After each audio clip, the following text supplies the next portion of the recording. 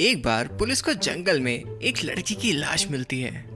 Police समझ नहीं पा रही होती कि इस जंगल में इस लड़की की हत्या किसने करी होगी। पुलिस उस लड़की को देखकर ये तो समझ जाती है कि किसने उसको गोली मार के उसकी हत्या करी है, लेकिन ये नहीं समझ पा रही होती कि वहाँ पे वो कौन था जिसने उसको गोली मारी होगी। पुलिस थोड़ी सी और इन्वेस्टिगेशन करती है तो उसे जंगल में 3 लड़के मिलते हैं जो कि इस लड़की के साथ ही यहाँ पे कैंपिंग करने के लिए आए होते हैं। सबसे पहला लड़का होता है रवि। पुलिस उससे पूछती है कि तुम उस टाइम पे क्या कर रहे थे जब तुम्हारी फ्रेंड की हत्या हुई। तो वो पुलिस को बताता है कि मैं यहाँ पे लकड़ियाँ इकट्ठा करने के लिए गया हुआ था जिससे कि हम यहाँ पे थोड़ी सी आग जला सके। दूसरा लड़का होता है रोहित। पुलिस जब उससे पूछती है कि तुम क्या कर रहे थे तो वो पुलिस को बताता है कि जब मर्डर हुआ उस टाइम पे मैं खाना इकट्ठा करने के लिए गया हुआ था। उसके बाद तीसरा होता है शुभम, जो कि पुलिस को बताता है मर्डर के टाइम पे मैं फिशिंग कर रहा था, मुझे इसके बारे में कुछ भी नहीं मालूम। पुलिस उन तीनों की बातों को ध्यान से सुनती है और फिर समझ जाती है कि इन तीनों में से उस लड़की का मर्डर किसने किया है। तो दोस्तों, क्या आप हमें बता सकते हो कि इन तीनों में से मर्डर किसने किया है? आंसर देखने से पहले अपना आंसर जल्दी से हमें कमेंट करके बताइए। आपका टाइम शुरू होता है अब।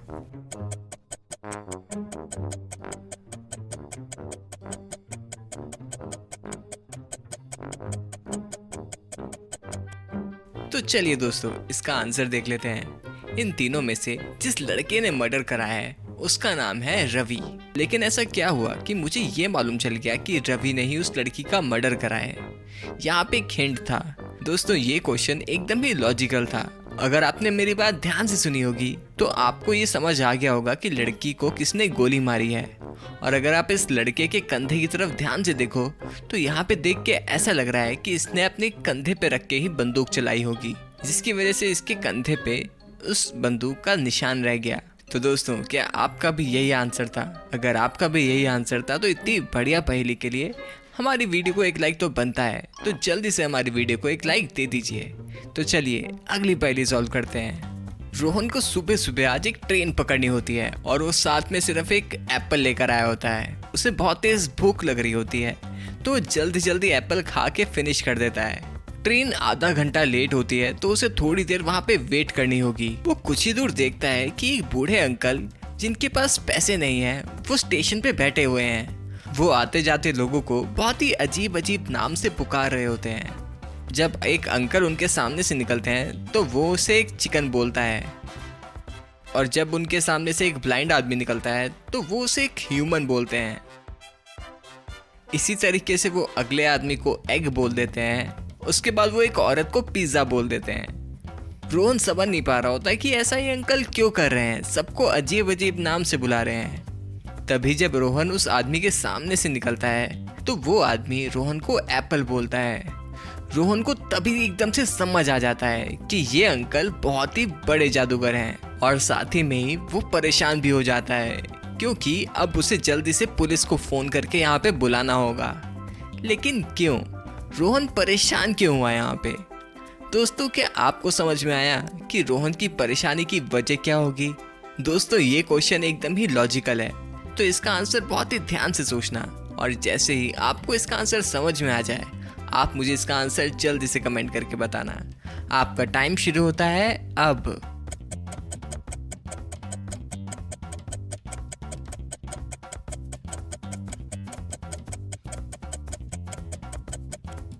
तो चलिए दोस्तों, इसका आंसर देख लेते हैं। इस क्वेश्चन का आंसर बिल्कुल ही लॉजिकल था।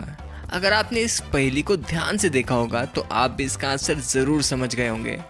ये अंकल जो अजीब अजीब नाम से लोगों को बुला रहे थे वो एक्चुअल में उन्हें बुला नहीं रहे थे, वो ये बता रहे थे कि उन लोगों ने सुबह सुबह क्या खाया है। और जैसा कि हमने देखा था कि सुबह सुबह रोहन ने एप्पल खाया था, और जब रोहन उन अंकल के सामने से निकला तो उन अंकल ने उसे एप्पल बोला था। तो यहाँ से रोहन समझ गया कि ये अंकल ये बता सकते हैं कि हमने आज सुबह क्या खाया है।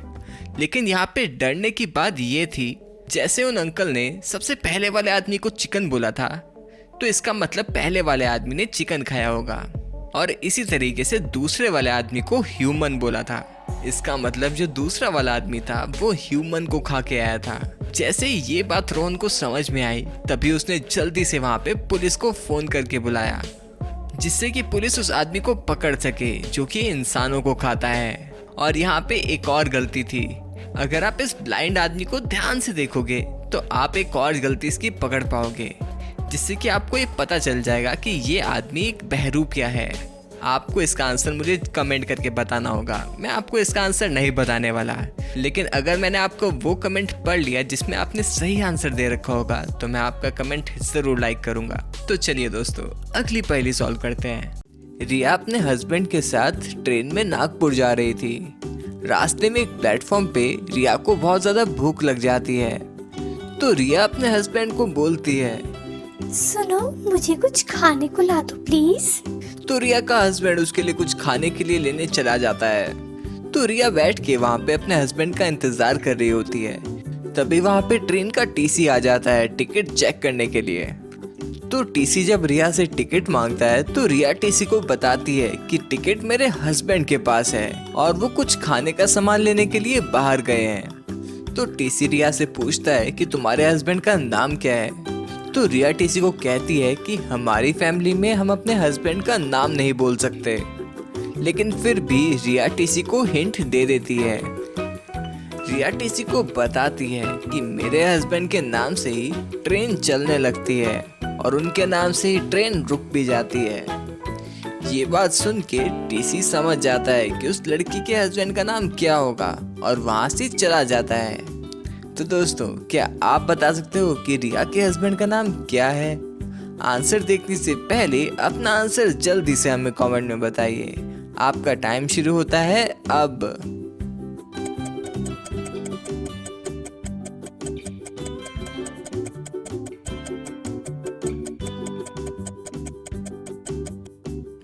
तो चलिए दोस्तों, जल्दी से इसका आंसर देख लेते हैं।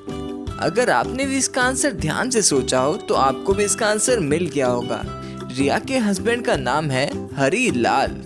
और जैसा आप लोग जानते होंगे कि ट्रैफिक रूल कुछ इस तरीके से होते हैं कि ग्रीन वाली लाइट को देख के हम चल देते हैं आगे और रेड लाइट को देख के हमें रुकना होता है।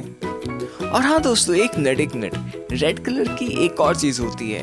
अगर आप ध्यान से देखोगे तो चैनल के नीचे एक रेड कलर का बटन होगा, यार उसे दबा दो और उसे रेड से ग्रे कर दो। देखो, ये एकदम ही निशुल्क है, तो उसको दबाते ही आप हमारे फैमिली के मेंबर बन जाओगे। तो जल्दी से दबा दो और उस बेल आइकन को दबाना मत भूलना। तो चलिए अगली पहेली देखते हैं। दोस्तों, इस पहेली को सॉल्व करने के लिए आपको बहुत तेज दिमाग की जरूरत है। तो अगर आपका दिमाग बहुत ज्यादा शार्प है तो जल्दी से इस क्वेश्चन को बहुत ही ध्यान से पढ़ो। एक केले को बिना काटे और बिना तोड़े उसे 3 लोगों में कैसे बांटोगे? इस क्वेश्चन का आंसर बहुत ध्यान से सोचना, क्योंकि ये क्वेश्चन बहुत ज़्यादा मुश्किल है। लेकिन इसका आंसर मैं आपको बता दूं, बहुत ही आसान होने वाला है। तो जैसे ही आपको इसका आंसर मिल जाए, आप अपना आंसर कमेंट में लिख देना। आपका टाइम शुरू होने वाला है अब।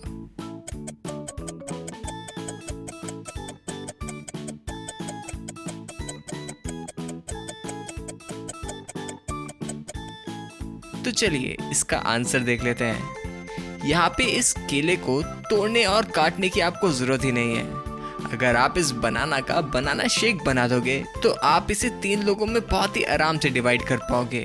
तो चलिए अगली पहेली सॉल्व करते हैं। दोस्तों, यहाँ पे आपके सामने एक पिक्चर दी गई है।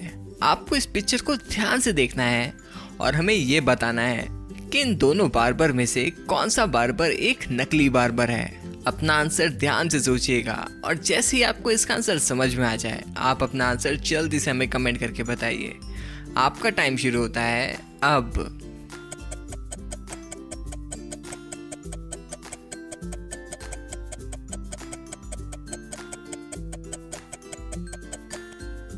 तो चलिए दोस्तों, इसका आंसर देख लेते हैं। यहाँ पे इस क्वेश्चन का आंसर ढूंढने के लिए आपको बहुत ही लॉजिकल तरीके से सोचना था। अगर आपने इन दोनों की अपीयरेंस को ध्यान से देखा हो और इनके कपड़ों को ध्यान से देखा हो तो ये दोनों ही लगभग एक जैसे ही दिख रहे हैं। इनकी कैंची भी सेम है, इनके कपड़े भी सेम है और दोनों ने अप्रैल भी पहन रखा है। लेकिन अगर आप ध्यान से देखोगे तो इस वाले बार्बर ने अपने हाथ में हेयर स्प्रे की जगह एक मॉस्किटो स्प्रे रखा हुआ है। और जहाँ तक बात है दूसरे वाले बार्बर की, उसमें कोई भी गलती मुझे दिख नहीं रही है। इसका मतलब ये हुआ कि जो पहला वाला बार्बर है ये फेक है, तो दोस्तों, आपका इसमें क्या आंसर था, आप हमें कमेंट करके ज़रूर बताना। और हाँ दोस्तों, हमारे चैनल को अभी तक लगभग 50% लोगों ने सब्सक्राइब नहीं कर रखा है। वो 50% लोग मेरी सारी वीडियोस देखते हैं लेकिन फिर भी सब्सक्राइब नहीं करते। लेकिन क्यों? जल्दी से सब्सक्राइब करो, ये एकदम ही फ्री है। और हमारी इन वीडियोस को भी ज़रूर देखना, ये भी बिल्कुल ही ऑसम है। Thank you.